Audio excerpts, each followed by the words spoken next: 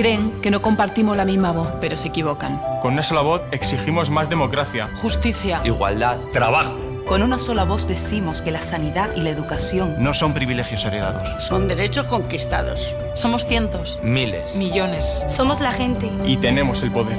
Izquierda Unida, el poder de la gente.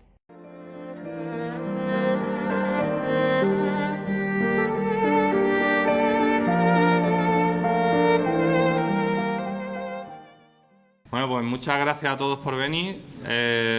Bienvenidos al acto de inicio de campaña en la comarca de la Serranía de Ronda, de Izquierda Unida. Tenemos una cita muy importante el próximo 25 de mayo y por eso nos convocamos para empezar esta campaña electoral en la que estemos lo más movilizados posible y hagamos el trabajo militante para hacer llegar nuestras propuestas hasta el último rincón de la comarca. Vamos a hacer unos 20 actos en la comarca y vamos a intentar llevar nuestra propuesta hasta el último rincón con los folletos, hablando con la gente y hablando sobre Europa en todos los rincones que podamos. Quería centrarme un poquito, antes de darle paso a Fátima Berlanga y Rafael Rodríguez, miembros los dos del Consejo Andaluz de Izquierda Unida, y también, como sabéis, pues ocupan responsabilidades en la Junta de Andalucía, Fátima como representante de la vicepresidencia en la provincia de Málaga y Rafael Rodríguez como consejero de Turismo. Quería daros a conocer cómo ha sido el proceso de elaboración del programa electoral de Izquierda Unida. El programa electoral que presenta Izquierda Unida a estas elecciones es un programa con una fortaleza tremenda, y es que ha sido elaborado por miles de personas, por cientos de organizaciones, y en el cual se ha trabajado de una manera participativa en la elaboración de un programa que sea el reflejo de la gente, que sea la propuesta que queremos organizar, el poder de la gente para cambiar las cosas. Simpatizantes, militantes, profesionales de diferentes sectores, miembros de diferentes organizaciones han participado con su elaboración, y una novedad, y es que a través de la página web hemos establecido una recepción de propuestas que también forman parte de este programa, y todo eso hace a que esto sea un programa para Europa, para cambiarla de arriba abajo y convertirla en una Europa social y que sirva a la mayoría. Tenemos un programa hecho por la gente y para la gente. Y con ese programa, junto a eso, que es lo más fuerte que tenemos, es nuestro programa electoral y nuestro programa de transformación de la sociedad, junto a ese programa tenemos una candidatura que es muy plural. Una candidatura integrada por 12 organizaciones, entre las que está Izquierda Unida, evidentemente, Iniciativa per Catalunya, ANOVA, Basarre, diferentes organizaciones y partidos políticos que juntos sumamos el proyecto más plural y más potente en las últimas décadas en este país. Con este proyecto tan plural de izquierda y con tanta fortaleza en el programa y en lo concreto, queremos darle la vuelta a esta Europa de los mercaderes para transformarla en la Europa de las personas. Queremos llevar este proyecto para que la gente sea quien tenga la mayoría en los parlamentos, y con esa mayoría en los parlamentos empecemos a revertir esta situación de crisis, estafa que nos están provocando. Así que, sin más, os doy la bienvenida de nuevo y damos paso a Fátima Berlanga. Gracias. Bueno, pues buenas tardes, compañeras, compañeros. Nos encontramos en estas elecciones europeas con un gran reto. El reto al que aludo no es el reto que normalmente nos encontramos en esta organización cada vez que tenemos un proceso electoral, que es el reto de intentar acumular fuerza, el reto de intentar llegar a la mayoría posible, el reto de intentar tener el número de votos mayor posible. Como dice la candidata Lara Hernández, el objetivo es llegar a la institución, pero con un pie en la institución y 1000 en la calle. El reto al que yo hago referencia es a la abstención. Llevamos como varias semanas viendo en los medios de comunicación que continuamente nos dicen que estas elecciones europeas va a haber una gran abstención. Cada vez que nos acercamos al 25 de mayo aumenta la abstención. Es muy curioso, ¿no? El voto nulo, el voto blanco, la abstención aumenta, tal y como nos vamos acercando. Y el problema de esta abstención Nos quieren también hacer creer que es porque hay una parte de la ciudadanía que piensa que Europa en realidad no es importante, que las elecciones europeas nos afectan, que la política que se hace es muy lejana. Todo esto es muy lejos de la realidad, porque el 80% de las decisiones que se toman en España son decisiones que vienen impuestas desde Europa.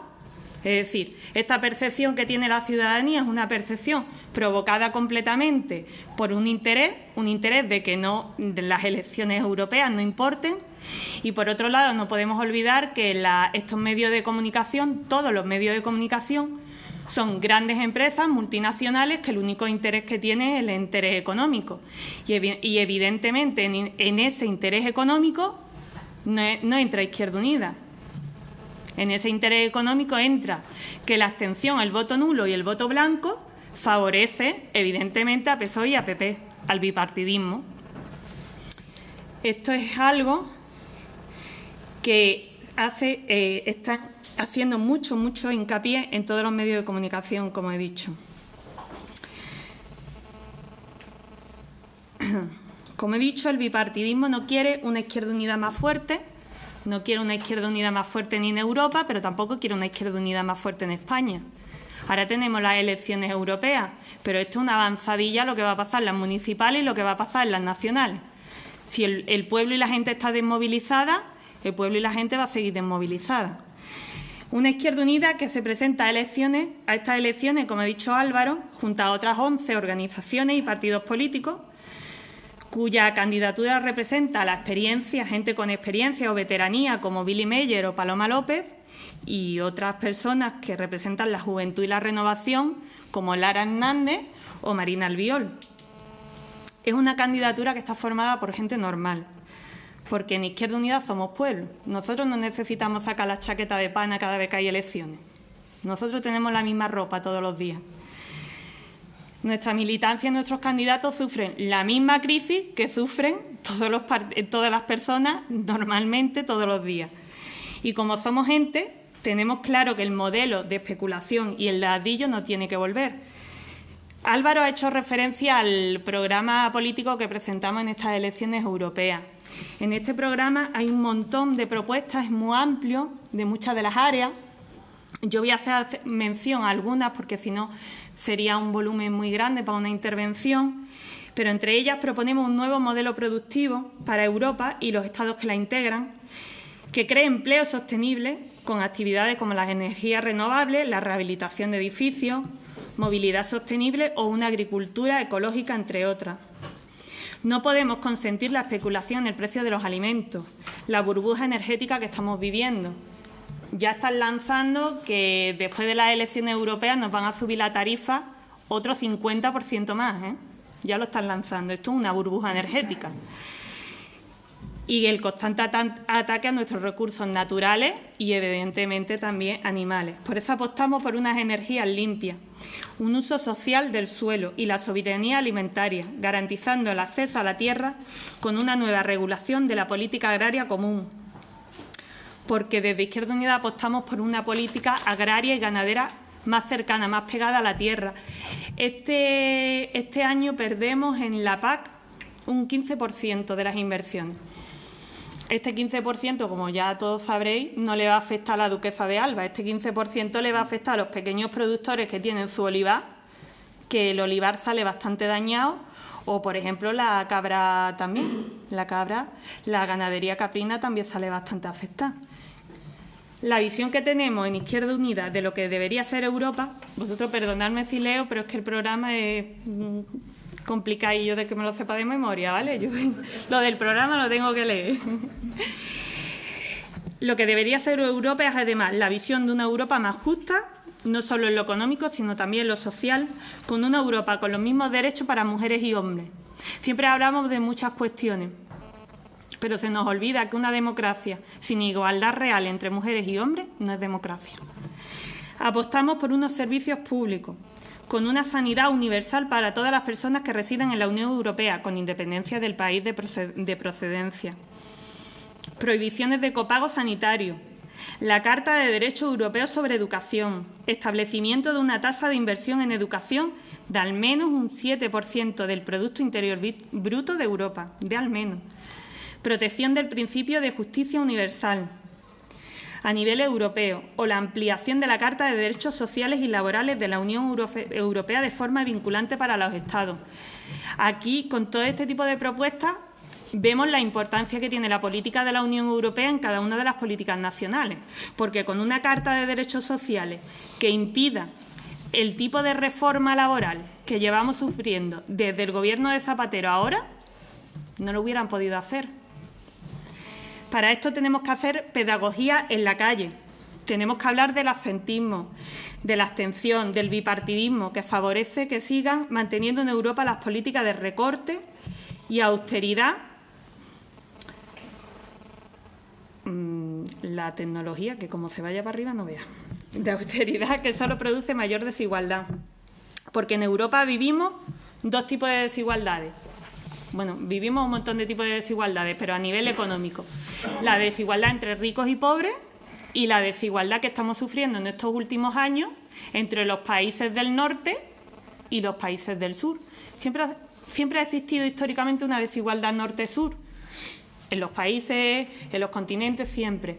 Pero últimamente, con las medidas de austeridad que se están llevando a cabo, no se están llevando a cabo las mismas políticas, o la población de Grecia, Portugal o España no está sufriendo lo mismo que la población alemana, ni mucho menos. Cuando el Gobierno español rescató a los bancos, esto no se nos debe olvidar, rescataba las inversiones de los bancos alemanes y franceses. Es decir, la política europea iba dirigida a que los franceses y los alemanes no tuvieran una crisis como la que tenemos nosotros, porque lo estamos pagando con nuestro derecho público, con nuestro dinero público, perdón. Una Alemania que está gobernada por Merkel y que además apoya el Partido Socialista alemán. Otra vez volvemos al bipartidismo, PP-PSOE. El bipartidismo y la troika nos exigen sacrificio y frente a la austeridad impuesta al pueblo, las empresas del IBEX siguen teniendo beneficios. Y no siguen teniendo, aumentan sus beneficios, duplican sus beneficios. Por eso Izquierda Unida quiere una Europa que luche contra la pobreza, que luche contra la exclusión social, con mecanismos de ingresos mínimos, con un derecho efectivo a la vivienda. Y hay políticas concretas. Prohibir la cláusula suelo, lo puede prohibir perfectamente. O una bolsa de vivienda bajo la tutela pública. Tanto los gobiernos de Zapatero como los gobiernos de Rajoy, cuando aprobaron el artículo 135 de la Constitución, cuando han hecho los recortes más brutales que hemos tenido en los últimos años, cuando hacen legislaciones que atacan a derechos fundamentales y derechos civiles, siempre aluden a Europa. Siempre dicen que es imposición de Europa. Y la verdad es que tienen razón. Pero lo que se les olvida decir es que ellos dos, los dos mismos partidos, son los que los votan en Europa. Eso se les olvida decirlo. Por eso es tan importante que aumentemos la mayoría en el Parlamento Europeo. Así que el 25 de mayo yo os pediría otra vez, como os he dicho antes, que hiciéramos todos y todas una labor de pedagogía, que explicáramos en la calle lo que afecta a las políticas de Europa a cada uno y a cada una de nosotros, que le expliquemos lo que Izquierda Unida quiere de Europa, la nueva Europa que quiere Izquierda Unida, una Europa sin exclusión social, una Europa más feminista, una Europa con otro tipo de economía, una economía más sostenible, una Europa sin paro, una Europa sin desigualdades, una Europa ecologista. Porque es la hora de darle la vuelta a Europa, porque es la hora de la gente, el lema nuestro lo dice, es el poder de la gente, y porque el 25 de mayo que no tengamos tanta abstención y que Izquierda Unida vayamos todos a votar a Izquierda Unida el 25 de mayo. Muchas gracias.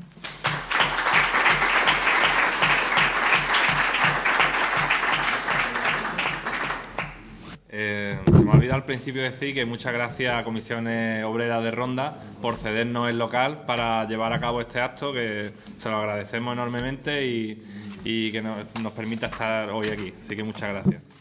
Y ya os dejamos paso a Rafael Rodríguez, miembro del Consejo Andaluz y consejero de Turismo de la Junta de Andalucía. Bueno, buenas tardes. Siempre es un placer estar aquí en Ronda y sobre todo encontrarse con viejos amigos y compañeros como Diego, como Pascual. Hacía años que no nos veíamos, desde que yo tenía otra responsabilidad y ellos también tenían otra responsabilidad. Y siempre es gratificante verlos que siguen ahí al pie del cañón en estos momentos importantes para Europa y para España y para la izquierda. Me he referido a ellos porque son los que hacía más años que no veía, pero en ellos pues sentiros saludados todos los compañeros y compañeras y todos los amigos y amigas que están hoy aquí. Hoy es precisamente el Día de Europa. El 9 de mayo está declarado formalmente el Día de Europa porque fue cuando se puso en marcha el primer conato de unión, que fue la unión del acero y del carbón. Y quiero decir eso porque la Unión Europea, la idea de Unión Europea, ha sido una idea por la que siempre ha luchado y ha peleado la izquierda.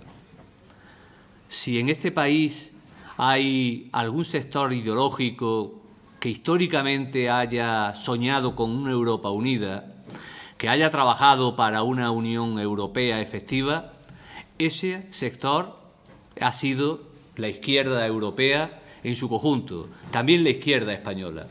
Porque cuando trabajábamos por una Unión Europea y soñábamos con una Europa más unida, veíamos en Europa las garantías de las conquistas sociales y veíamos en Europa las garantías del estado del bienestar y veíamos en Europa una garantía de convergencia entre rentas y de convergencias entre derechos y veíamos en Europa la capacidad de tener voz propia en el mundo para plantarle cara a Estados Unidos y poder apostar por un nuevo orden económico internacional, por un nuevo orden en las relaciones internacionales, por un nuevo marco de convivencia internacional y de convivencia humana.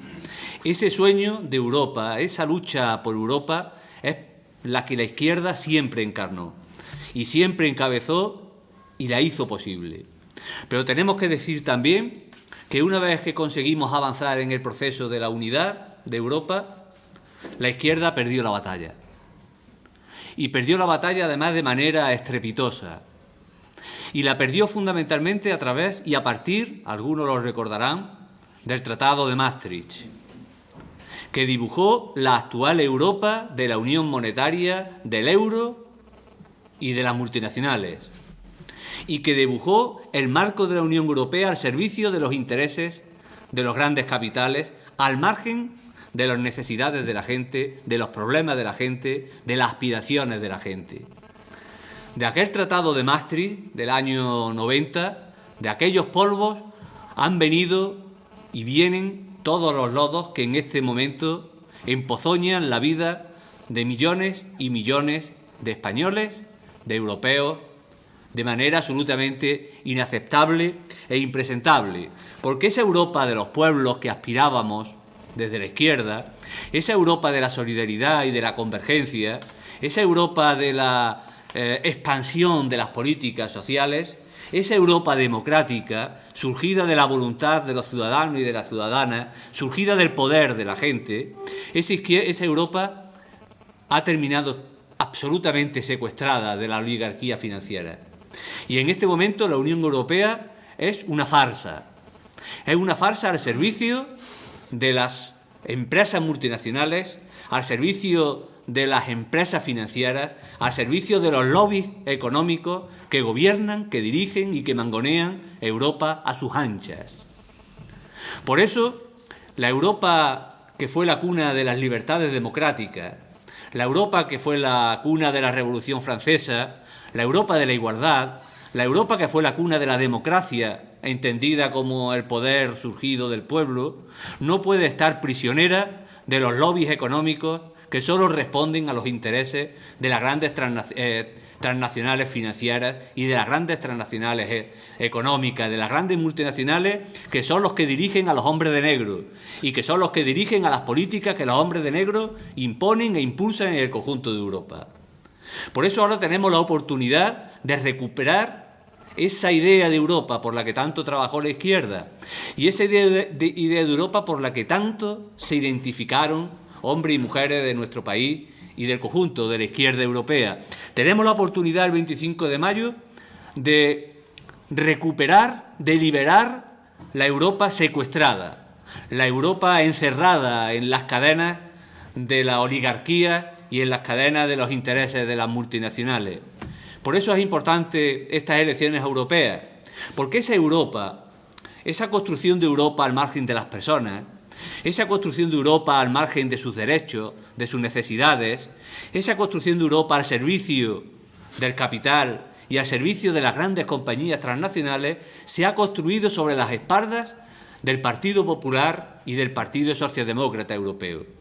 El bipartidismo que en España ha tenido consecuencias nefastas en los derechos, en las libertades, en la propia imagen de la política y en la propia percepción de la política por los ciudadanos, ese bipartidismo es el que ha construido la Unión Europea castrada, que en este momento, castrada para el pueblo y castrada para los intereses del pueblo, servida a los intereses del capital, que en este momento campa a sus anchas.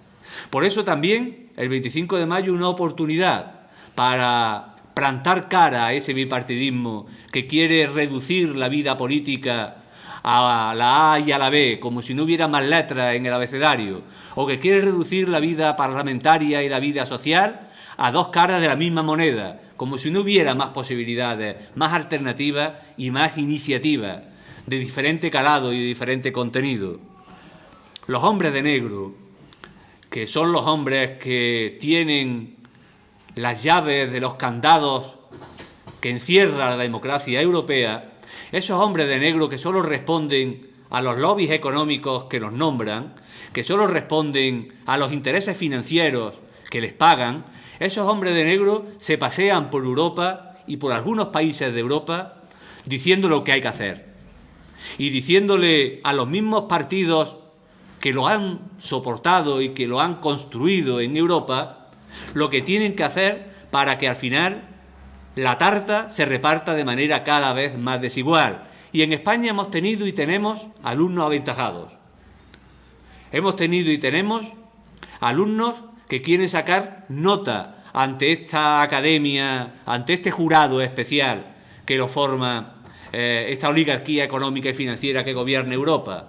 Primero fue Zapatero, cuando puso en marcha el paquete de reformas, de recortes, y cuando cambió la Constitución de la noche a la mañana para introducir el artículo 135, que es el artículo más contrario a los derechos humanos que se puede poner en una Constitución, que significa que hay que pagar antes a los bancos que a las personas, que significa que hay que pagar antes las deudas que las nóminas, que significa que hay que pagar antes a las corporaciones financieras que satisfacer los derechos de sus ciudadanos.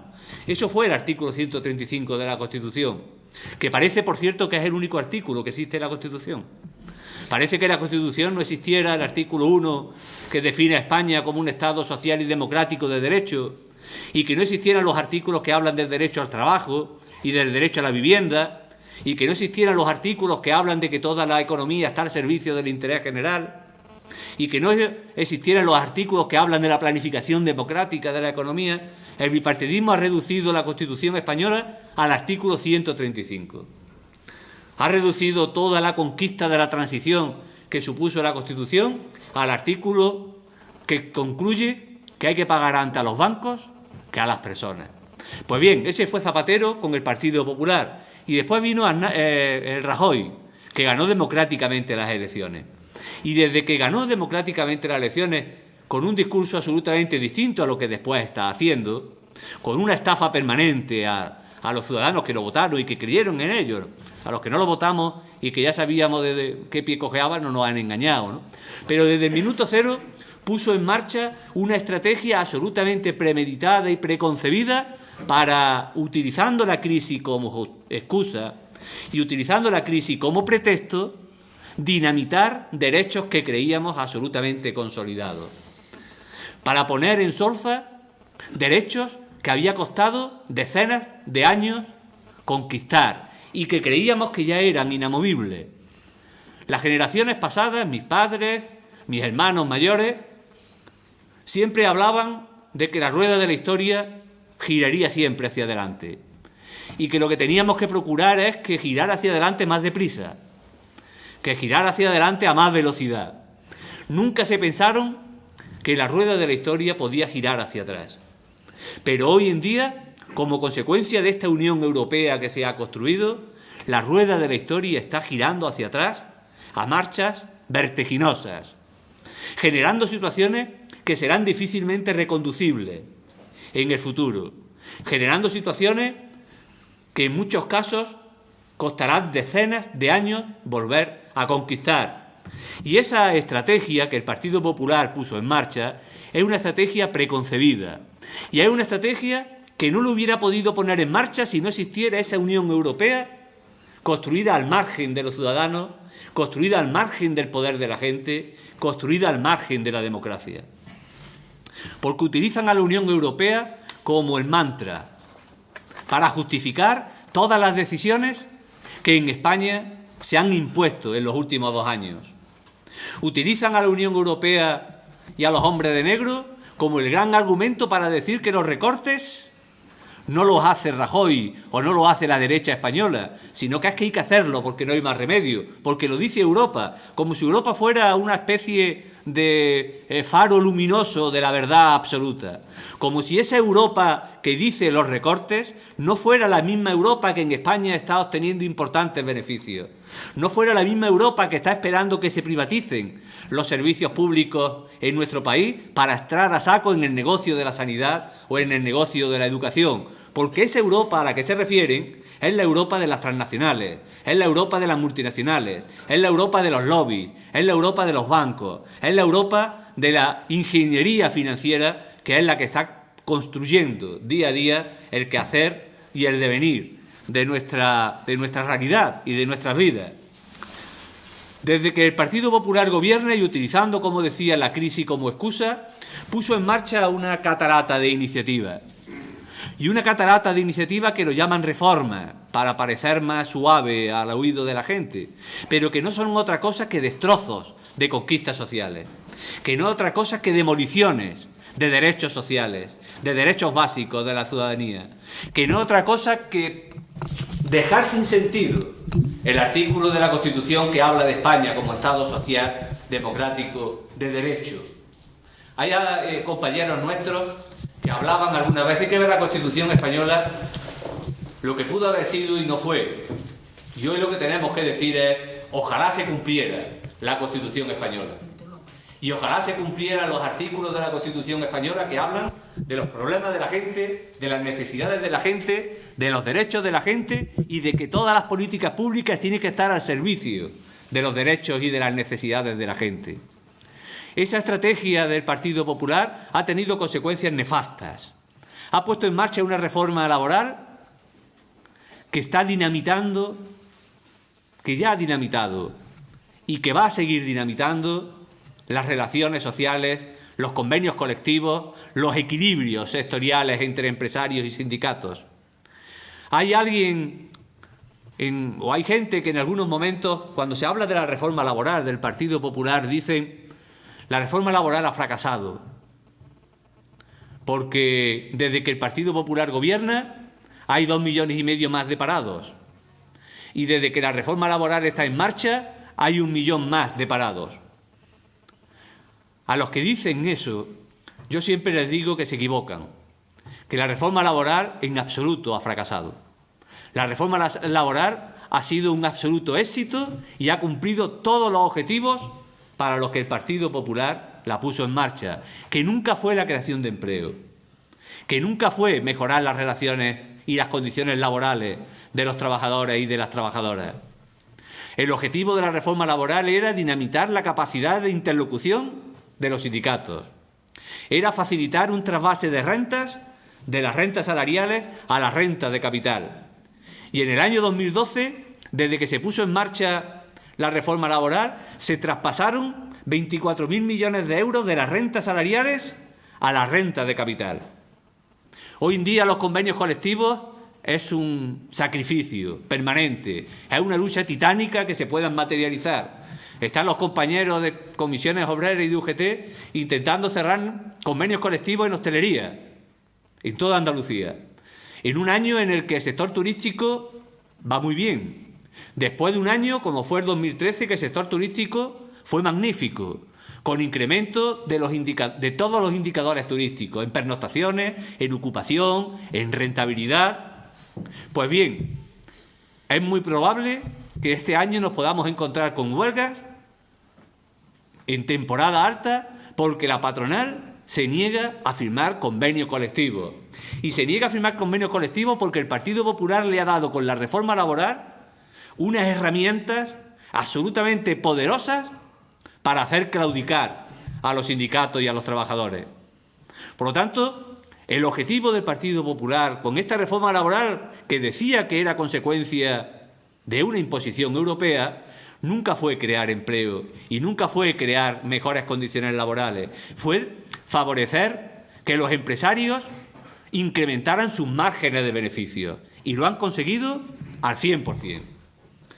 Y si esa fue una medida que el Partido Popular impuso y que está generando unas circunstancias absolutamente negativas para las condiciones salariales y para las condiciones laborales y para la propia negociación colectiva, que está provocando una disminución de las rentas salariales de más del 10% en los últimos 2 años, si eso fue un éxito, también ha sido un éxito otras políticas que el Partido Popular ha impulsado, como el desmantelamiento progresivo del derecho básico a la educación. Cuando desde el Partido Popular se pone en marcha la LOMCE, que no es otra cosa que deteriorar la educación pública para poner el negocio de la educación en manos de los intereses privados, cuando pone en marcha esa dinámica, sabe muy bien cuáles son los objetivos que persigue. Y si no ha conseguido todos los objetivos que inicialmente estaban previstos, ha sido gracias a la capacidad de respuesta y a la capacidad de movilización del conjunto de los colectivos educativos, de los sindicatos y de los estudiantes. Y cuando pone en marcha todo el proceso de deterioro de la sanidad pública, lo que pretende es poner en manos del negocio privado, poner en manos de las grandes compañías financieras todo el proceso de la salud y de la atención sanitaria. Fijaros, cuando termina la Segunda Guerra Mundial, en Europa se dan unas circunstancias singulares. Hablamos de la educación pública, hablamos de la sanidad pública, hablamos del estado del bienestar, pero eso es un concepto residenciado fundamentalmente en Europa. En Estados Unidos no existe nada de eso. En África no hablemos, o en el sudeste asiático no hablemos, o en Sudamérica no hablemos. Estamos empezando ahora con los procesos revolucionarios que comenzó en Venezuela y siguió en Bolivia, pero hasta ese momento los conceptos del estado del bienestar es un concepto europeo. Y tendríamos que preguntarnos por qué. ¿Por qué el sistema público sanitario es un sistema público que surgió en Europa? ¿Por qué el sistema público educativo es un sistema público que surgió en Europa? ¿Por qué los servicios básicos comunitarios son unos servicios básicos que surgieron en Europa? La explicación, al menos la explicación que yo puedo dar, es sencilla. Después de la Segunda Guerra Mundial, el fantasma del comunismo recorría Europa. La Unión Soviética era un poder real y efectivo que se expandía. En Italia el principal partido era el Partido Comunista. En Francia el principal partido era el Partido Comunista. El peligro de una extensión de los procesos revolucionarios en Europa al calor de las fuerzas partisanas era un peligro evidente. Y ante ese peligro, la derecha y la socialdemocracia hicieron un pacto. Y ese pacto consistía en ceder parte de mi bocado de beneficios para no perder todo mi bocado de beneficios. Y la derecha perdió parte de su negocio sanitario para no perder el conjunto de sus negocios. Y cedió parte de su negocio educativo para no perder el conjunto de sus negocios. Y cedió parte de sus márgenes de beneficio para favorecer políticas sociales, para evitar una eclosión revolucionaria, para evitar una extensión revolucionaria. Por eso surgió el estado del bienestar en Europa y por eso solo surgió en Europa. Y así se mantuvo durante años, con matices, con recorrido hacia adelante y con algunos retrocesos. Vino el mayo de 68 y todo el proceso revolucionario que en aquel momento también se puso en marcha en Europa y supuso un avance más en el proceso del estado del bienestar. Pero llegó un momento, sobre todo con la caída del muro de Berlín, con la caída de toda la Unión Soviética y con todo lo que aquello significó, que alguien dijo, un tal Fukuyama, con la caída del muro de Berlín se ha acabado la historia. Y cuando decía que se había acabado la historia, lo que estaba diciendo es que se había acabado la historia desde la perspectiva de la izquierda. Sabéis que la izquierda siempre hemos dicho que la historia es la lucha de clases. A partir de ese momento no había lucha de clases. Una clase era absolutamente dominante. La burguesía no tenía ningún peligro a la vista, no tenía ningún contrapoder. Por lo tanto, a partir de ese momento, la misma derecha que en los años 40 dijeron vamos a ceder parte de nuestro negocio para evitar que podamos perder todo nuestro negocio, esa misma derecha empezó a pensar ¿y por qué tenemos que seguir perdiendo parte de nuestro negocio si ya no hay peligro a la vista? ¿Por qué la sanidad pública, que es un tremendo negocio en Estados Unidos y en otros lugares del mundo, no la sanidad pública, la sanidad, ¿por qué ese gran negocio va a estar en manos del Estado? ¿Por qué ese gran negocio va a estar en manos públicas y no va a estar gestionada por las empresas que yo represento? ¿Y por qué la educación, que es un tremendo negocio, va a estar en manos del Estado y de la iniciativa pública? ¿Y por qué yo voy a tener que ceder parte de mis beneficios para que los trabajadores tengan mayores rentas salariales? Si por que yo no le dé más beneficio no va a haber capacidad de respuesta, no veo en peligro mi estatus, no tengo nada que perder. Y a partir del 90 se ponen en marcha todas las políticas que están culminando ahora. Estas políticas no son políticas que surgen de la improvisación, que surgen del momento, son políticas que se planifican. Y a partir del 90, de los años 90, de los años 95, recordaréis que empiezan todos los procesos de privatizaciones en Europa. Todos los procesos de venta de nuestros principales activos o de malventa de nuestros principales activos que se pusieron en manos de la iniciativa privada. Y es a partir del 90 cuando se privatiza en España Repsol, que era una empresa pública, que respondía a los intereses estratégicos de nuestro país. Y se privatiza Telefónica, que era una empresa pública y que respondía a los intereses estratégicos de nuestro país. Y se privatiza Endesa, que era una empresa pública. Y se privatiza Argentaria, que era una banca pública. ¿Por qué se pone en marcha todo ese proceso privatizador en el 90? ¿O a partir del 90 y no en los 80 o en los 70? Porque es en el 90 cuando cambian las reglas de juego. Y porque es a partir del 90 cuando la izquierda pierde absolutamente su hegemonía. Porque la misma socialdemocracia que pactó después de la Segunda Guerra Mundial, volvió a pactar en el 90 que ya no era necesario repartir beneficios, repartir márgenes, ni repartir, por lo tanto, posibles dividendos. Y todo ese proceso privatizador que se hizo de la década de los 90 a 2000 tuvo como principal referente que los sectores estratégicos de la economía pasaron a manos privadas. Y donde antes había empresas públicas, ahora había oligopolios. Y donde se nos decía que la privatización iba a significar servicios más baratos y de mejor calidad, ya hemos comprobado que la privatización no significó en absoluto ni servicio de mejor calidad ni servicio más barato. Basta recordar solo la luz, que en los últimos años se ha incrementado un 70%. Y los márgenes de beneficio de las empresas privatizadas.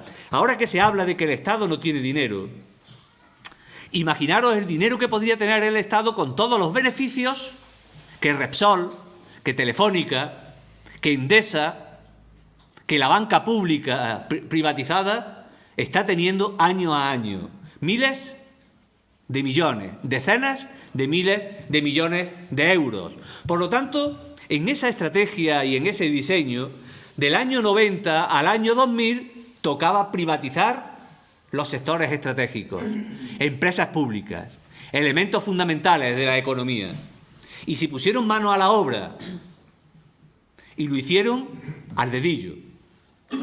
A partir del año 2000 había que dar otro salto. Ya los sectores estratégicos fundamentales estaban privatizados. Ahora había que intentar privatizar los derechos básicos. Y había que intentar privatizar los servicios básicos. Y había que intentar desmontar las prestaciones y lo que hemos denominado el estado del bienestar. Pero para desmontar todo este tinglado ya no bastaba un discurso fácil de que lo privado lo hace mejor, porque estamos hablando de derechos básicos de la gente. Y estamos hablando de derechos básicos de los ciudadanos, de la educación, de la salud. Y para conseguir ese objetivo ha venido como anillo al dedo la crisis financiera. Crisis financiera que se ha dado fundamentalmente, curiosamente, en Europa. No se ha dado en Australia, no se ha dado en Estados Unidos, apenas un poco al principio. Una crisis financiera que se ha dado fundamentalmente en Europa.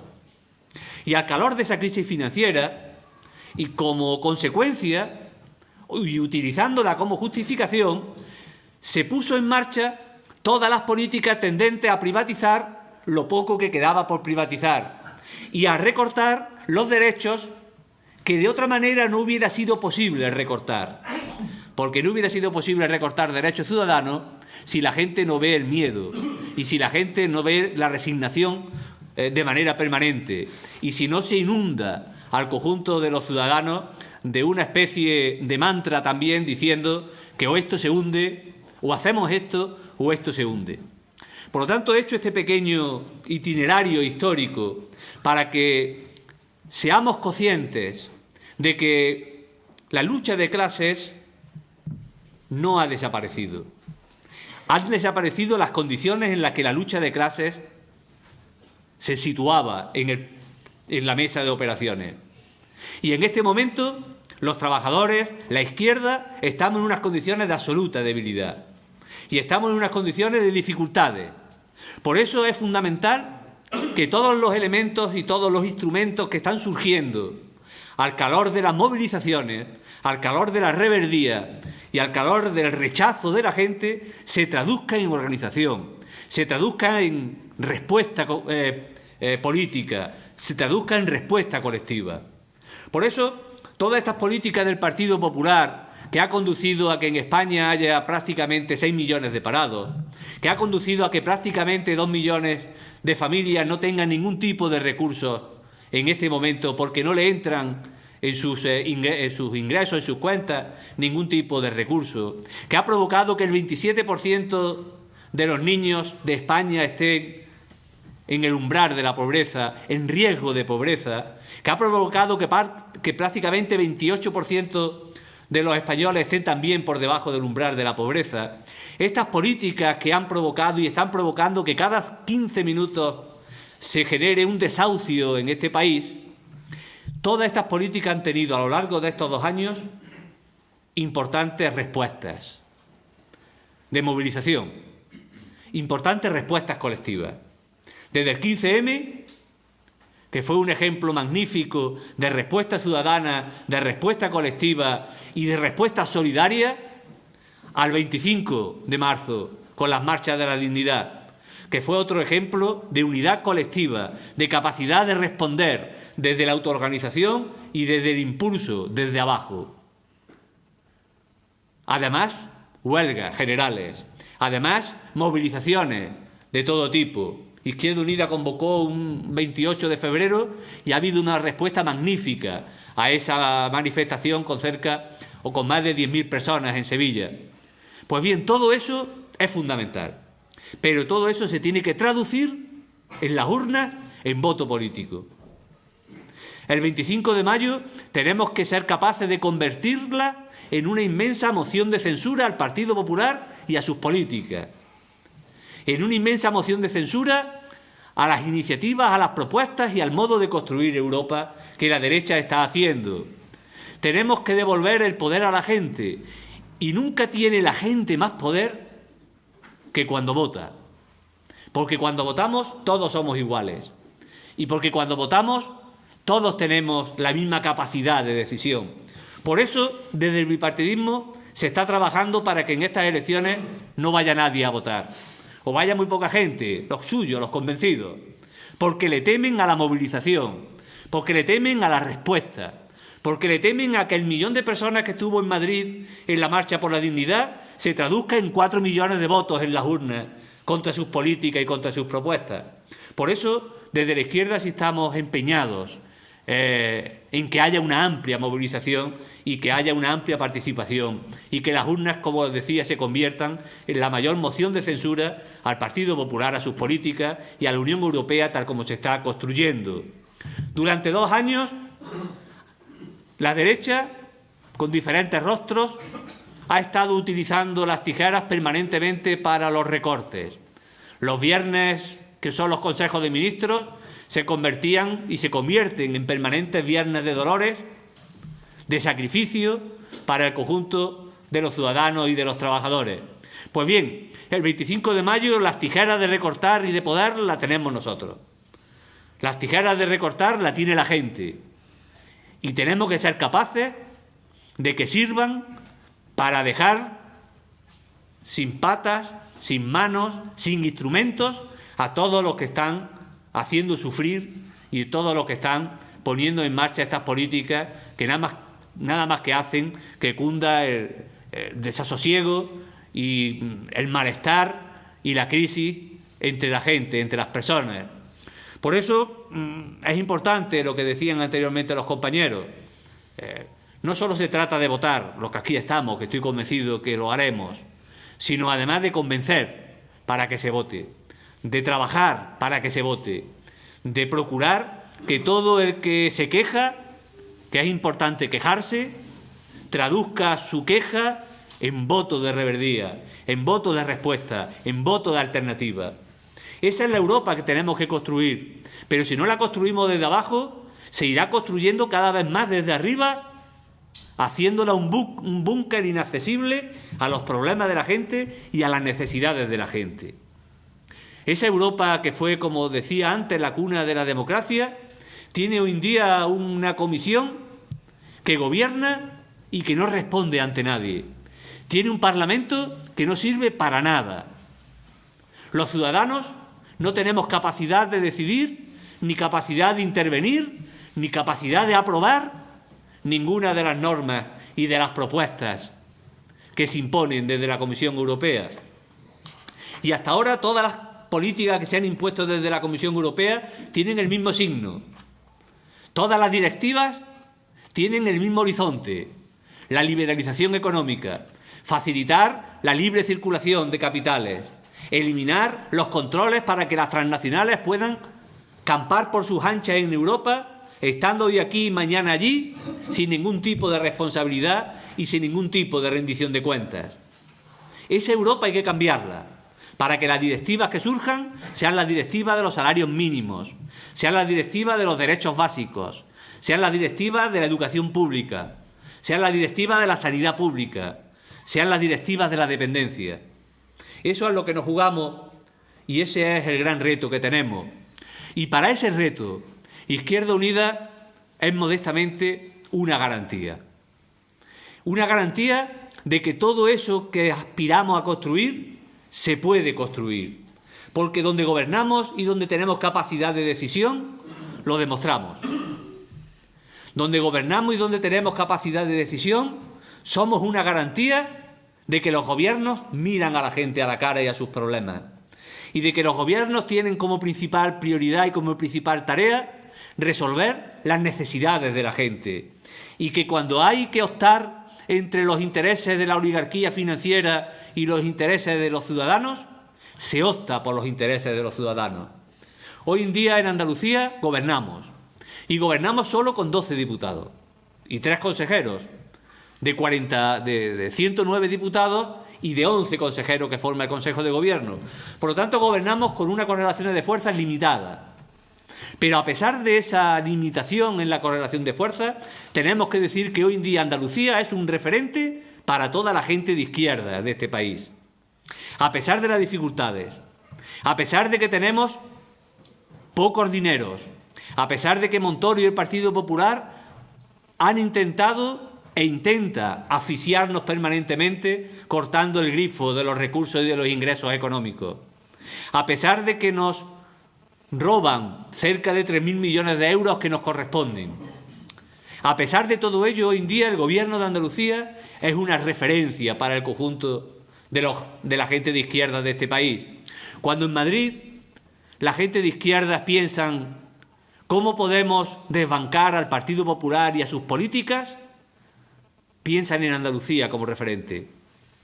Cuando en Valencia la gente de izquierda y de progreso piensan cómo desbancar a la derecha y a sus corrupciones, piensa en Andalucía como ejemplo y como referente.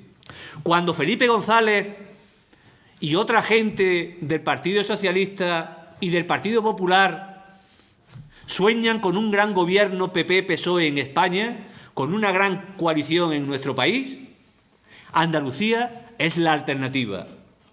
Y lo es porque, como os decía, a pesar de todas las dificultades, hemos demostrado que se puede, y estamos demostrando que se puede gobernar de otra forma. Hemos demostrado que se pueden mantener los servicios públicos, a pesar de las dificultades, en unas condiciones de una mínima dignidad. Hoy en día en Andalucía existen los libros gratuitos para educación primaria y para educación secundaria, pero existe solo en Andalucía.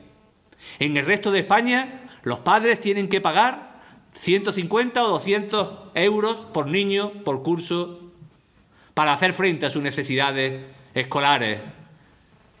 Hoy en día en Andalucía tenemos el transporte escolar gratuito para educación primaria y secundaria, pero lo tenemos solo en Andalucía, porque en el resto del país, en el interior, el que quiera transportarse o trasladarse tendrá que buscarse su vida o pagar su transporte.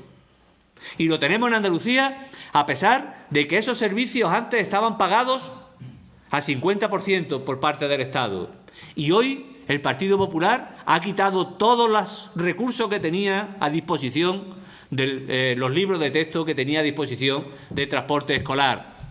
En Andalucía hemos mantenido los ratios educativos, a pesar de que desde el Partido Popular y desde el Gobierno central se nos decía que teníamos que aumentarlo. Y a pesar de que en prácticamente todas las comunidades se han aumentado los ratios educativos. Hoy en día en Andalucía hemos mantenido los niveles asistenciales públicos en unos niveles de cierta dignidad. Es cierto que ha habido deterioro en los servicios públicos. Es cierto que ha habido deterioro en el servicio de la educación pública y que ha habido deterioro en la sanidad pública, porque hemos tenido 3.000 millones menos para gastar, porque hemos tenido 500.000 millones de pesetas menos para gastar en el año 2013 y en el año 2014. Pero en Andalucía no se ha cerrado ningún centro de salud. En Andalucía no se ha privatizado ningún centro de salud, como se ha cerrado o privatizado en Valencia. En Andalucía no se ha cerrado ningún hospital, como se han cerrado en Castilla-La Mancha, o en Madrid, o en Valencia, o en Cataluña. En Andalucía se ha mantenido un nivel básico de defensa del estado del bienestar. Todo ello, insisto, reconociendo que ha habido deterioro y que se ha notado esos deterioros en la asistencia y en la educación. Es imposible que no se note cuando hay esos niveles de recursos menos disponibles. Pero eso lo hemos demostrado en Andalucía, que se puede hacer y que se puede buscar salidas a la crisis con políticas diferentes. Cuando se han planteado los problemas de la vivienda y cuando en el conjunto del país las administraciones públicas estaban cruzados de brazos viendo cómo cada 15 minutos se desahuciaba una familia, cómo en los últimos años ha habido 400.000 desahucios en el conjunto del país, en Andalucía hicimos una ley antidesahucio, pensando en los derechos de la gente, pensando en los derechos de la familia. Y cuando había que optar entre los intereses a corto plazo de las corporaciones financieras y los intereses a corto plazo de las familias desahuciadas, en Andalucía dijimos que apostábamos y optábamos por los derechos de las familias desahuciadas. Y esa ley fue recurrida, cómo no, por el Partido Popular. Y fue recurrida ante el Tribunal Constitucional, y el Tribunal Constitucional tiene invalidada esa ley de momento. Esa ley está invalidada. La reforma laboral que está causando estragos está vigente. También está recurrida en el Tribunal Constitucional por parte de los sindicatos y por parte de una parte de diputados e incluso por parte de instituciones democráticas. Mantiene suspendida la ley antidesahucio de Andalucía, pero mantiene vigente la reforma laboral. Mantiene suspendida la ley antidesahucios, pero mantiene vigente la LOMCE, la ley educativa. Mantiene suspendida la ley antidesahucios, pero mantiene vigente el decreto liberalizador de las grandes superficies comerciales.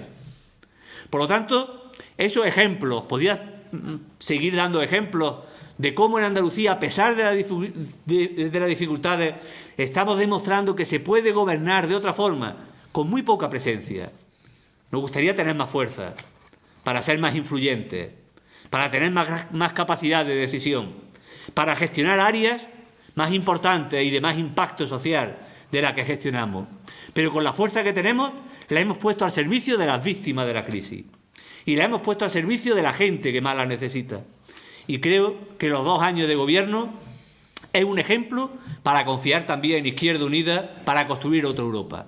Y para construir una Europa que mire también a la gente de cara y que mire a la gente con sus problemas y que mire a la gente con sus necesidades y que busque respuestas alternativas para satisfacer las necesidades y los problemas de la gente. Ese es el objetivo. Nosotros queremos trabajar en esa dirección, porque si hoy en día la riqueza que se mueve en Europa es 3 veces más que la riqueza que se movía hace 15 años, ¿cómo que hay más pobreza? ¿Cómo que hay más necesidades? ¿Cómo que hay rentas salariales más bajas? ¿Cómo es posible que haya en España 700.000 viviendas vacías y más de 100.000 familias sin vivienda? ¿Cómo es posible que esa circunstancia se mantenga sin que la gente salga a la calle o salga a las urnas, llenándolas de reverdía y llenándolas de alternativas? Eso es lo que nos jugamos. Por eso, no quiero extenderme más, es la importancia del 25 de mayo. Y por eso es la importancia de que la lectura que se saque de esta 25 de mayo sea una lectura absolutamente inequívoca, porque tener la garantía de que se sacarán lecturas del 25 de mayo. Y si el resultado del 25 de mayo es que el Partido Popular y el Partido Socialista siguen gobernando Europa, la lectura que se sacará es que merece la pena seguir por el mismo camino y que merece la pena transitar las sendas que todavía no se han transitado, porque la capacidad de respuesta del pueblo es inexistente. Y si al final en España el Partido Popular gana las elecciones europeas, la lectura que sacará Mariano Rajoy y compañía será que merece la pena seguir transitando el camino, porque dañar a los trabajadores, dañar a las familias, dañar a los niños no tiene coste político en este país. Por eso es importante también en una lectura interna que el 25 de mayo haya una respuesta contundente y unas lecturas inequívocas. Si el 25 de mayo el Partido Popular vuelve a ganar, en octubre nos volveremos a ver en Madrid en la Marcha por la Dignidad.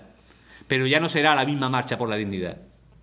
Ya no será el mismo resultado, ni tendrá la misma lectura, ni tendrá la misma capacidad de persuasión, ni tendrá la misma capacidad de contraponer poderes y de contraponer alternativas. Nos podremos ver otro 1 millón de personas en Madrid, pero será 1 millón de personas sin fuerza. Porque antes, el 25 de mayo, el Partido Popular habrá dicho que el pueblo ha hablado. Y que el pueblo ha hablado democráticamente. Por eso nos tenemos, en fin, que movilizar todos y todas para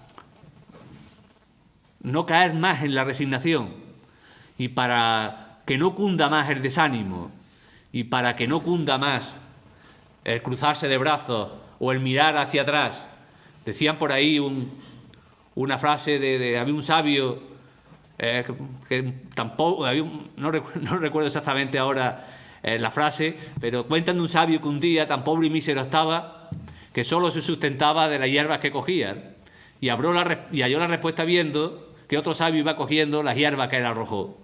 Esa es la filosofía que ampara al neoliberalismo y esa es la filosofía que ampara a la oligarquía financiera y a las oligarquías económicas, que nos conformamos viendo lo peor que está en otro detrás nuestra, en lugar de ver lo que hemos perdido nosotros y los derechos que nos han quitado y las posibilidades que nos han eliminado. Lo que quieren es que miremos hacia atrás y digamos, pobrecito, todavía hay otros que están peor. Podemos llorar con un ojo, ¿no? Por eso ahora que se habla de recuperación por parte del Partido Popular, también hay que decir que no habrá nunca recuperación si no hay mejora de las condiciones de vida de los ciudadanos y que no habrá recuperación si no hay mejora de las rentas salariales y que no habrá recuperación si no hay mejora de las condiciones laborales y que no habrá recuperación si no hay mejora de la educación pública y de la sanidad pública. La educación no es que el BBVA gane más, la recuperación no es que Telefónica gane más, o la recuperación no es que las grandes empresas del IBEX multipliquen los dividendos, o que los ricos de este país sean cada vez más ricos. Por cierto, en España los ricos han incrementado un 6% en la crisis. Esa no es la recuperación. La recuperación es que la gente viva mejor y que la riqueza se reparta mejor. Y a esa recuperación es a la que nos apuntamos desde la izquierda y desde la que también os animo a que nos apuntemos todos y seamos todos beligerantes y seamos todos agentes de este proceso de cara al 25 de mayo. Por lo tanto, por mi parte, muchas gracias, agradecerle la atención y en cualquier caso, como somos pocos, los que estamos aquí podemos, si quieren, también abrir un turno de palabras por si alguien quiere también decir algo o alguien quiere también plantear cualquier reflexión, cualquier propuesta o cualquier pregunta que yo pueda responder. Muchas gracias.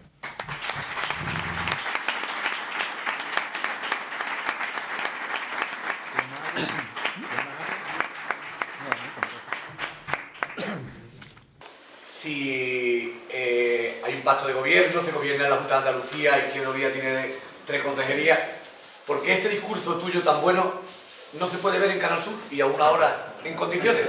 Me pregunto yo. Me pregunto. Porque es que sería fantástico verte a una hora. A una hora en que aparece Juan y Medio, o que aparece el Cremade, o que aparece Andalucía Directo. ¿Por qué no puede aparecer el consejero? Un consejero, que en este caso eres tú, con esa magnífica intervención que has hecho aquí, porque la verdad es que ha estado redonda. Desde la cronología que has hecho de la crisis, fantástica, entendible. Vamos, ha sido una clase didáctica, parecía que estaba en el instituto. O sea, lo puedo entender desde el prevotante de 16 años hasta el jubilado. Y después, pues, todo. Porque la gente aquí no lo ve. No tiene acceso a lo que tú has dicho ahora mismo. Y tú no te puedes volver 100.000 a la vez y explicarlo. Ese problema es un problema que tenemos y vamos a seguir teniendo en general, ¿no? Después también me referiré a algo a Canal Sur, ¿no? Pero cuando hablamos en España del bipartidismo, el bipartidismo no es solo los partidos, el bipartidismo es el sistema. Y el sistema tiene a los partidos como instrumentos, pero tiene más instrumentos. Fundamentalmente el mediático. Es un instrumento absolutamente al servicio del sistema. Y cuando parte de ese instrumento se sale de madre, aunque siga formando parte del sistema, lo cambian radicalmente. Hemos visto lo que ha sucedido con el mundo y hemos visto lo que ha sucedido con el país.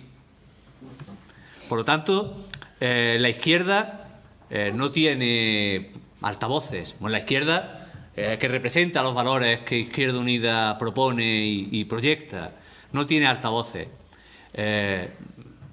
privados. Puede haber algunos medios que en Internet pueden facilitar en algo la labor, que se están abriendo paso. Esperemos que pueda tener. Internet es una vía importante de comunicación y de socialización de las opiniones y de los valores, porque ahí se hace sin intermediarios. Y las redes sociales tienen cada vez más trascendencia y tienen cada vez más importancia, porque son niveles donde la democracia es más efectiva y donde los límites por ahora, son más difíciles de poner. Digo por ahora porque también los pondrán, pero son más difíciles de poner. Eso es así. Izquierda Unida salía antes en la medida en que beneficiaba al sistema, porque al sistema, o salía antes un poco más en algunos medios de comunicación, en la medida que beneficiaba al sistema, porque al sistema le venía bien una Izquierda Unida con un 4% de votos, que sirviera de válvula de escape. Pero cuando ese 4% se transforma en un 10%, y cuando ese 10% se puede transformar en gobiernos, no solo en Andalucía, sino se puede transformar en gobiernos en Madrid, se puede transformar en gobiernos en Valencia, se puede transformar en gobiernos en Aragón, entonces ya al sistema ya no le sirve Izquierda Unida. Y por lo tanto, la vidilla que nos daba como válvula de escape con el 4%, cuando llegamos al 10% se nos cierra. Y ahora mismo estamos en un apagón informativo. Si veis a Cayolar alguna vez en los canales de televisión de España, pues tomad nota porque no lo veréis más. Será una cosa absolutamente excepcional y extraordinaria. Izquierda Unida no tiene ningún pequeño sistema de presión. Y ahora te digo lo de Canal Sur. Nosotros tenemos 12 diputados. Yo lo he dicho eso porque siempre la lucha de clases existe a nivel de la sociedad y en el gobierno pues existe la correlación de fuerzas.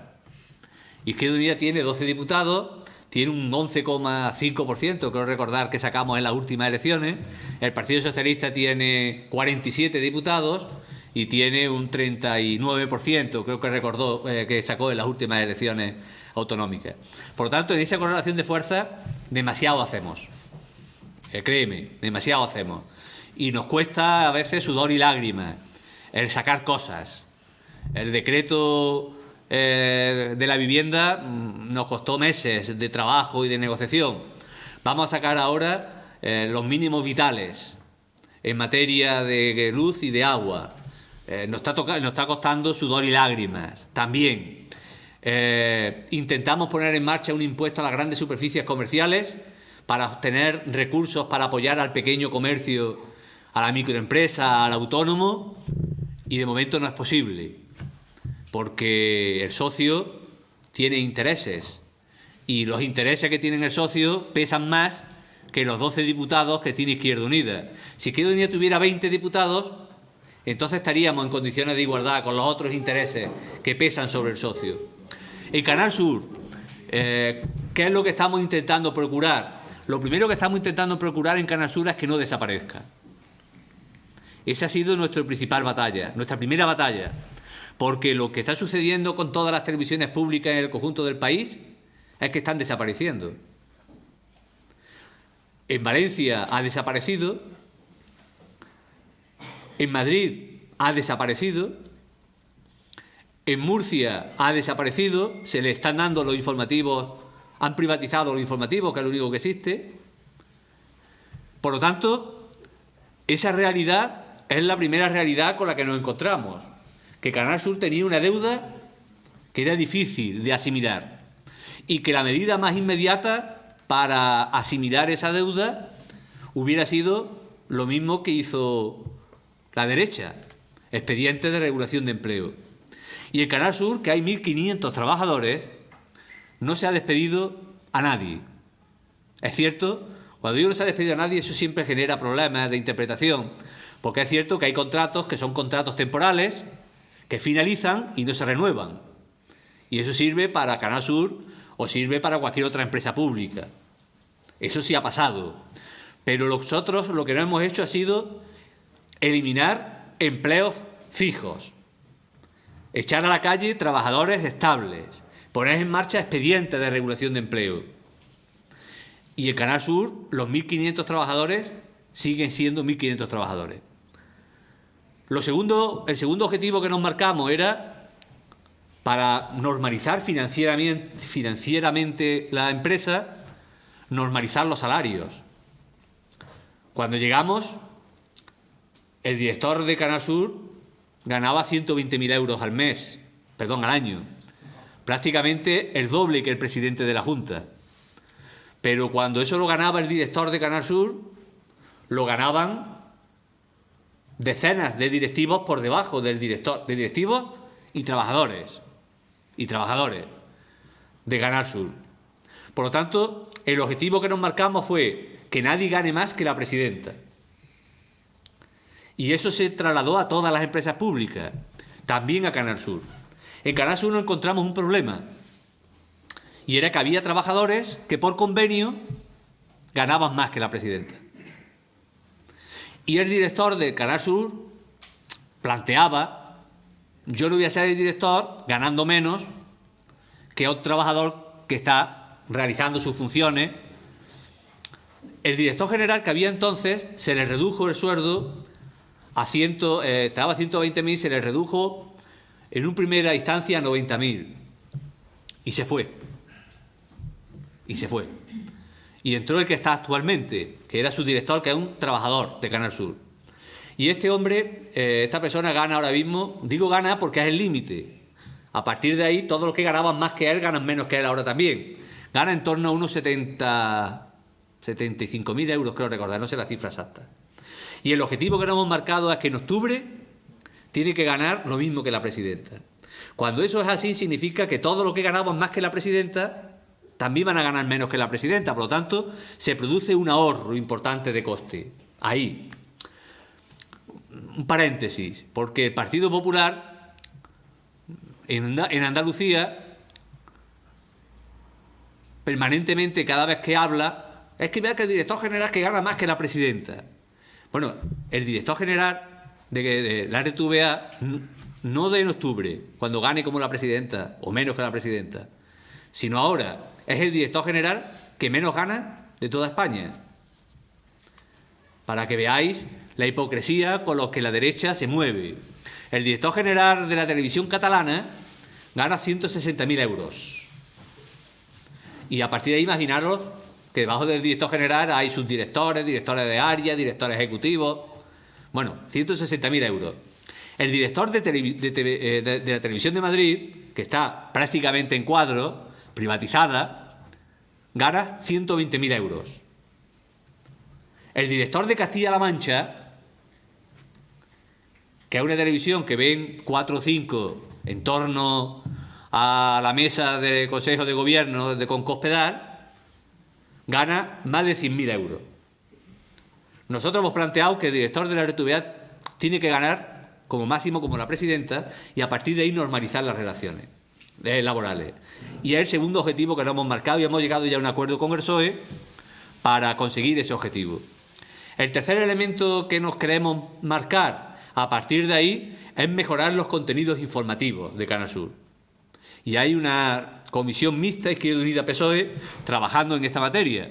Pero tened presente que la Canal Sur que hoy conocéis es consecuencia de 30 años de gobierno en solitario del Partido Socialista.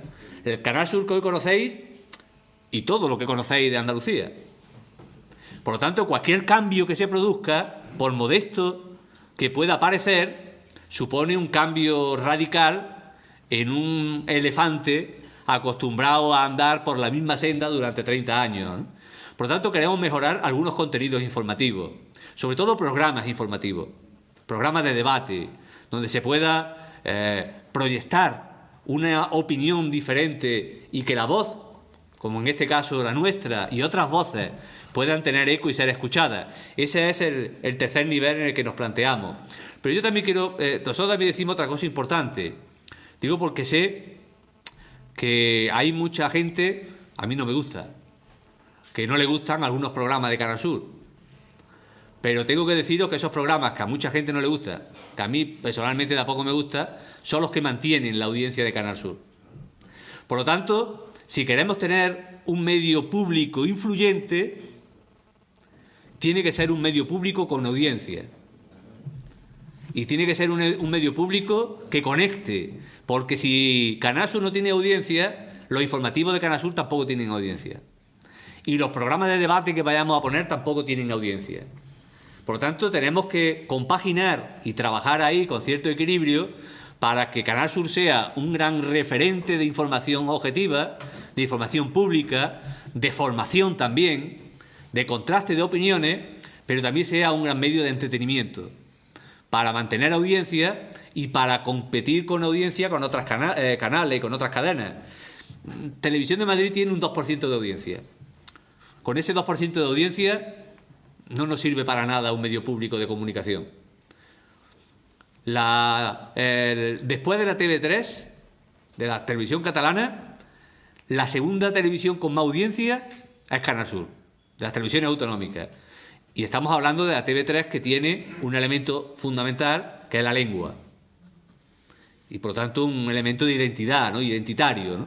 Por lo tanto, nos queda trabajar en esa línea que tú comentas, pero hay que ser conscientes de nuestras capacidades, de nuestra persuasión y de nuestros límites. Esos límites los estamos explorando al máximo, pero es cierto que en algunos temas hay que mejorar y sobre todo en los niveles de información pública, de debate, de comunicación. En ese tipo de programas hay que mejorar y ahora estamos en esa fase, pero sin quitar la otra parte de entretenimiento que es fundamental para mantener audiencia y por lo tanto para mantener presencia, ¿no? Tú has comentado la importancia de que sacar a la gente de la atención, ¿no?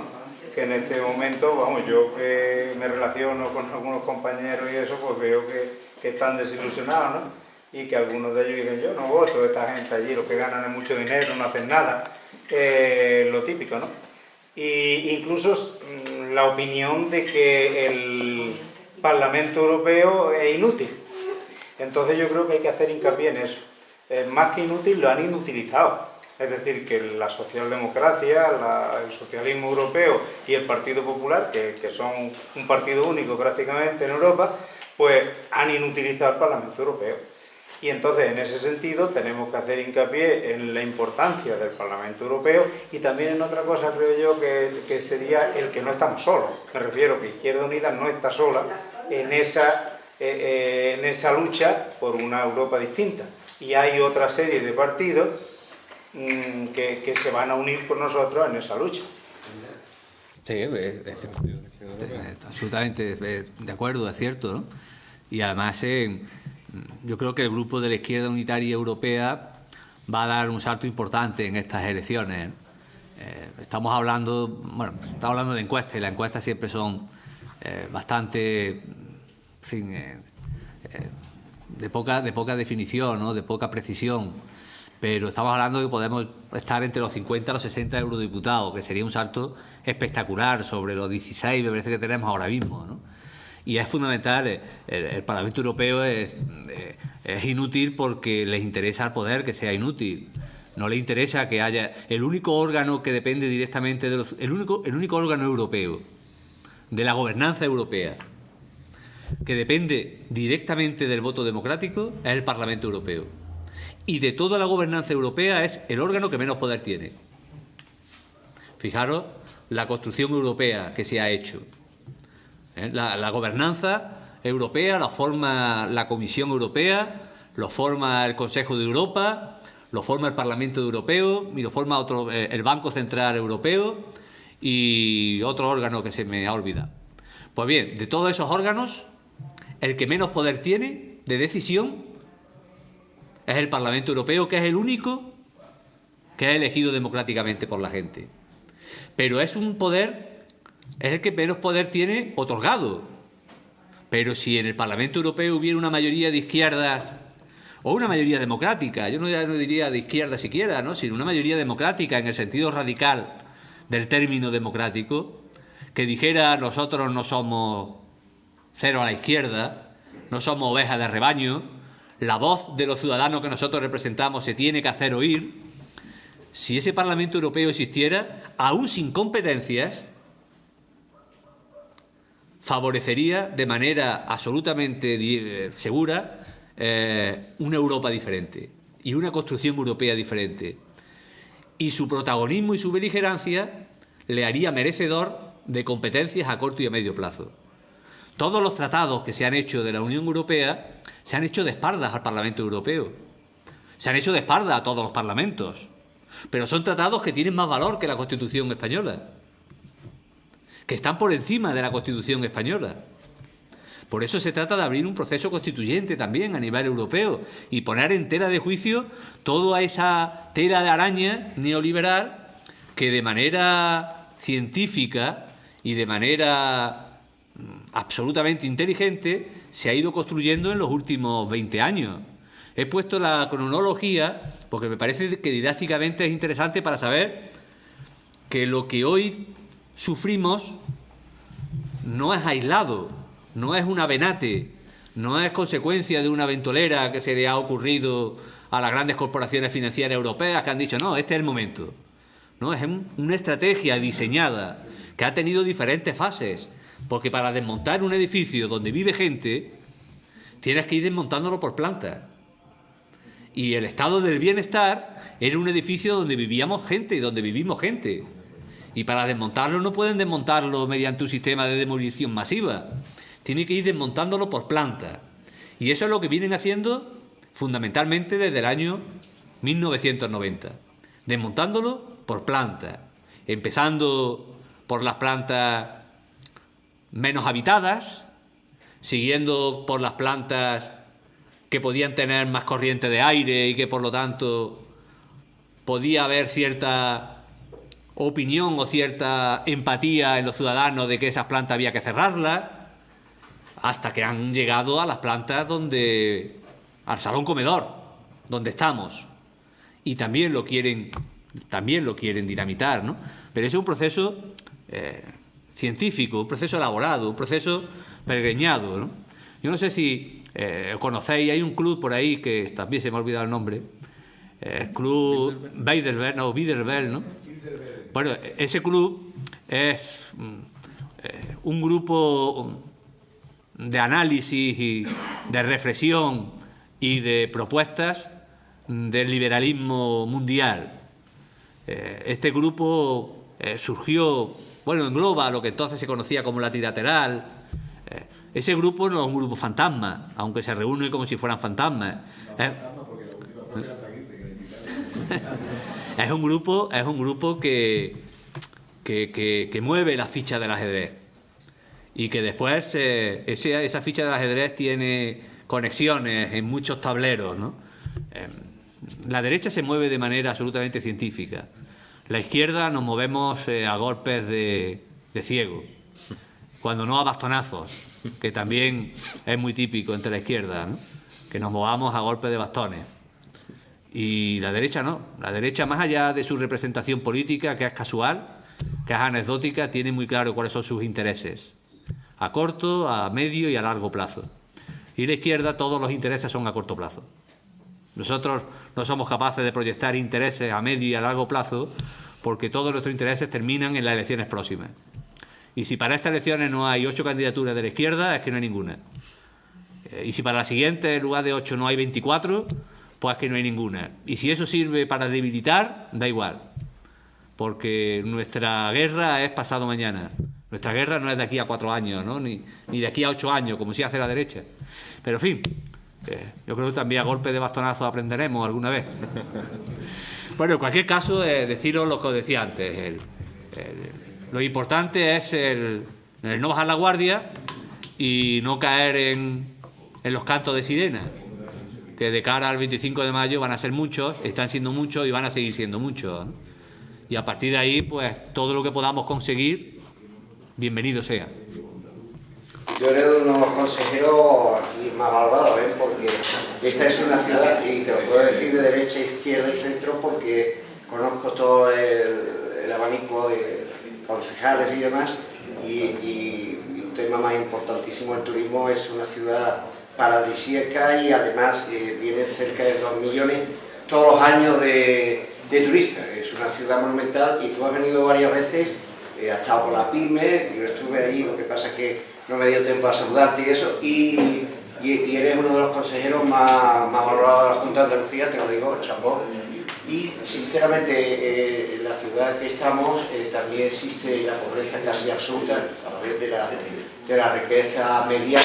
Es una ciudad rica, pero también hay una pobreza, incluso toca bastante los temas constitucionales, como es la vivienda, como es el trabajo, la luz, el agua, ahí donde donde el pueblo, si tiene un poco de idea y se sale un poco del Real Madrid-Barcelona y todo demás, ahí puede captar algo el mensaje, porque es donde le duele el zapato, que es la luz, el agua, y eso que has dicho, que hay 700.000 viviendas cerradas y hay 100.000 familias sin vivienda, que es un derecho constitucional de la vivienda.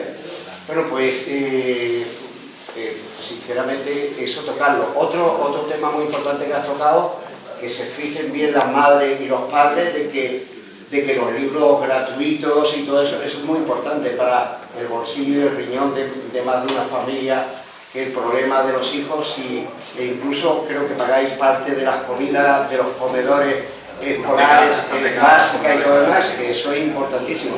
Si tuvieran que pagar la comida, tendrían mucho más... El 50% de los comedores escolares de Andalucía están pagados. Tocar esos temas porque son muy importantes, esos son los más vitales para el pueblo puro y llano. También te quería preguntar, ya que has tocado el tema de Canal Sur, y yo conozco al director de Canal Sur, que es de Montejaque, ¿sigue o es el que ha dimitido quizás? Es que hace ya un tiempo que...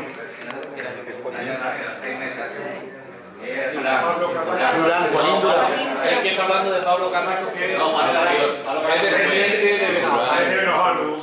Te iba a preguntar en la última, era periodista porque alguna gente pregunta eso, y bueno, ¿y cómo va?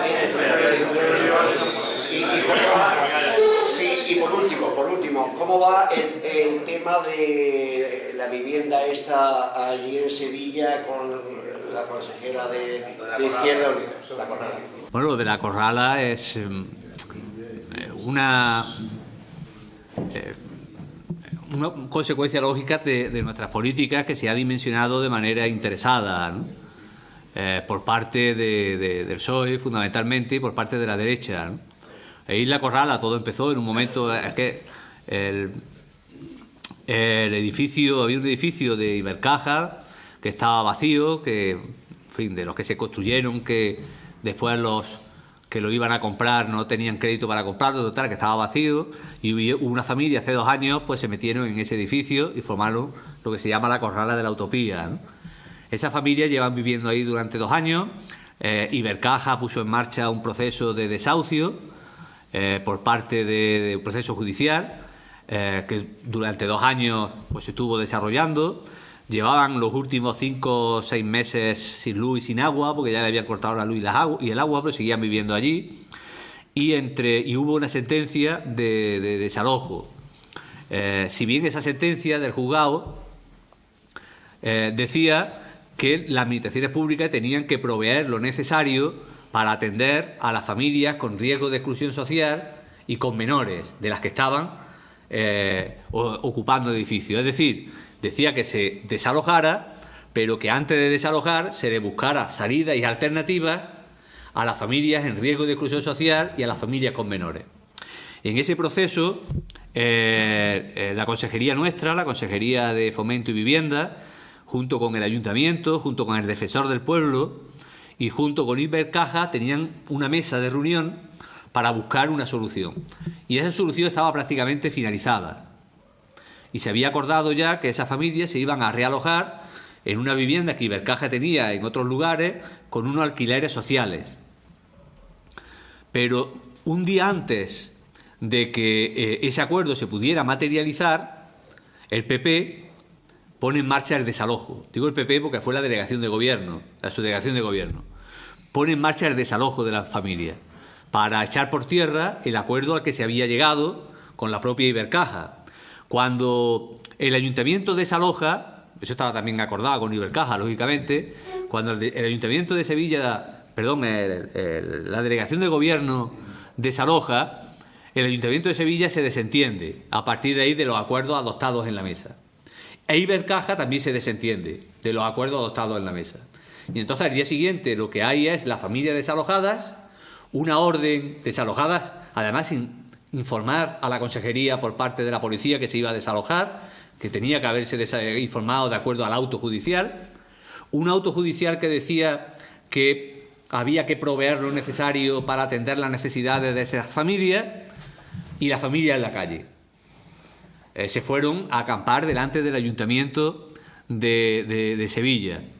La Consejería planteó que hubiera un realojo transitorio de esas familias por necesidad social, por urgencia extrema, por menores, etcétera. Y ofrecía 5 viviendas que en ese momento tenía y le pedía, eran en total 17 familias. Y le pedía al ayuntamiento que ofertara otras viviendas para este realojo transitorio. El ayuntamiento se negó en redondo a ofertar ninguna vivienda, a pesar de que tenía 528 viviendas vacías. El ayuntamiento de Sevilla, sabéis, está gobernado por el PP, con mayoría absoluta. A pesar de que tenía 528 viviendas públicas vacías. Entonces la Consejería lo que hizo fue, en su parque público de viviendas, que tenía 10 viviendas vacías, de las 10 viviendas dejó 2 para casos de emergencia que pudieran venir más adelante, y otras 8 se las ofreció a las 8 familias que reunían condiciones más extremas, con más necesidad. Todo eso es un trámite normal, que se hace, a diario no, pero que se hace de manera cotidiana, por parte fundamentalmente de los ayuntamientos. Por parte de la derecha se dijo que lo que queríamos era saltarnos la lista de espera y beneficiar a los que dan patadas en la puerta, intentando enfrentar pobres contra pobres, que es lo que la derecha siempre hace y lo que el Partido Socialista en un primer instante también se apuntó. Nosotros nunca hemos dicho ni nunca vamos a hacer nada que sea ilegal. Saltarse la lista es ilegal y por lo tanto no se va a hacer desde una consejería un acto ilegal, como inicialmente planteó la presidenta. Lo que se establecía era el realojo transitorio en circunstancias excepcionales, que lo contempla la ley de vivienda y que lo contempla también el reglamento que regula los registros municipales de viviendas vacías, ¿verdad? En ese momento yo ya no sé lo que pasa, porque es un departamento que no es el mío, conozco siempre las referencias que me daba Elena, la consejera, la compañera. Desde la presidencia de la Junta no entiendo muy bien por qué se mete en ese debate, un debate que afecta a 10 familias, o a 17 familias, perdón, que afecta a 10 viviendas, que afecta a un barrio de Sevilla y punto, que no tiene más dimensión. Pues bueno, pues la presidenta, no sé por qué, decide tomar carta en el asunto, asumiendo parte del discurso de la derecha y parte del discurso del Partido Popular. Nos da a entender que hemos cometido ilegalidades por parte de la Consejería y que por lo tanto hay que restituir la legalidad, y nos plantea que si no se hace así, pues nos quita las competencias en materia de adjudicación de vivienda pública. Nosotros les decimos que todos los pasos que se han hecho han sido pasos legales, que las familias realojadas son familias que tenían informes de los servicios sociales del Ayuntamiento de Sevilla diciendo que eran familias en riesgo de exclusión social y que eran familias con menores a sus espaldas. Le decimos que además estamos dando cumplimiento al auto del juez, por lo tanto no podemos cometer ninguna ilegalidad si estamos dando cumplimiento a un auto judicial que decía que se proveyera lo necesario para esa familia, pero a pesar de todo firma un decreto que nos quita las competencias de adjudicación de viviendas. Para nosotros, para Izquierda Unida, eso es inaceptable, porque un pacto de gobierno no es inaceptable por el hecho de lo que nos quita la adjudicación de viviendas, es inaceptable por el hecho de que unilateralmente se rompan las cláusulas que componen el pacto de gobierno. El pacto de gobierno se sustenta en un programa de gobierno, se sustenta en un reparto de consejerías y se sustenta en un reparto de competencias. Cualquier cambio unilateral de esos 3 pilares supone poner en cuestión el propio pacto de gobierno. Y le decimos al Partido Socialista que si el decreto se mantiene y hasta en tanto no se revoque, nosotros desde Izquierda Unida damos por suspendido temporalmente el acuerdo de gobierno. Porque también es importante el que se proyecte con claridad que Izquierda Unida está en el gobierno, pero no a cualquier precio. Que está en el gobierno en base a unos compromisos adquiridos, en base a un pacto firmado, en base a un programa por elaborar y en base a unas competencias. No estamos en el gobierno por calentar un sillón o por tener un determinado estatus. Y en ese mismo momento se puso en marcha un proceso de diálogo también con el Partido Socialista, hubo una comisión mixta, estuvo reunida a lo largo de prácticamente todo el día y al final se concluyó como no se podía concluir de otra forma, con un acuerdo, porque no tenía sentido la tormenta que se había generado por parte del PSOE en un vaso de agua, ¿no? Eran matar moscas a cañonazos, de un problema específico, puntual, que afectaba a 10 familias, que afectaba a un barrio de Sevilla, que afectaba a 10 viviendas, a hacer de eso un problema de Andalucía, de la estabilidad del gobierno. Y el acuerdo al que se llega, pues es el acuerdo sobre el cual se había partido, sobre la propia iniciativa que ya se había partido. En primer lugar, los 8 alojados, son 8 alojados que están bien, son 8 alojados transitoriamente, que están bien alojados transitoriamente. Por lo tanto, no se ha incumplido ninguna legalidad, ni se ha violado ninguna ley. Y los otros 9 que faltan, se está a la espera de que los servicios sociales, que son los que tienen las competencias, digan si reúnen las condiciones de urgencia, de extrema necesidad o de niños a su cargo, para poder acogerse a la excepción que se establece en la ley del realojo transitorio para ese tipo de personas. Por lo tanto, el resultado de la crisis es exactamente el mismo que al inicio de la crisis. Lo que no tiene sentido es por qué se generó la crisis, ¿no? Y así lo hemos planteado desde Izquierda Unida. Pero yo sí creo que también se ha trasladado con claridad que estamos en el Gobierno para ejecutar un programa, para poner en marcha unos compromisos y no por el mero hecho de estar. No somos comparsas ni vamos a ser comparsas.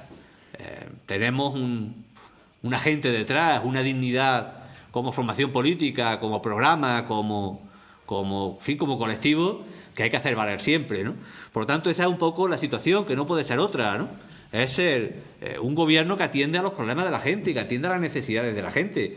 Pero como atienden muchos ayuntamientos de manera natural y de manera habitual, los realojos transitorios los hacen los ayuntamientos de Andalucía de manera continua, porque tienen que hacerlo, porque es su obligación.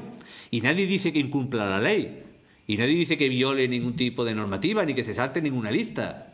Elena Cortés ponía un ejemplo, y es cuando alguien entra por urgencias en un hospital, nadie dice que se ha saltado la lista de espera de especialidades. Entra por urgencias porque hay una urgencia que tratar. Pues en el tema de la vivienda es lo mismo. Es un sistema de urgencia que está establecido así para familias que tienen unas condiciones extremas. Y eso es lo que hizo la Consejería y es lo que vamos a seguir haciendo. Yo creo que la cuestión ya se ha normalizado, que el PSOE también lo ha entendido. No sé por qué se produjo, no lo conozco, no tengo ese dato, pero en cualquier caso lo importante es que el resultado final ha sido positivo. Que Izquierda Unida ha salido fortalecida, que su dirección ha salido fortalecida, que sus políticas han salido fortalecidas y que el Gobierno también ha salido fortalecido, ¿no? Muy bien.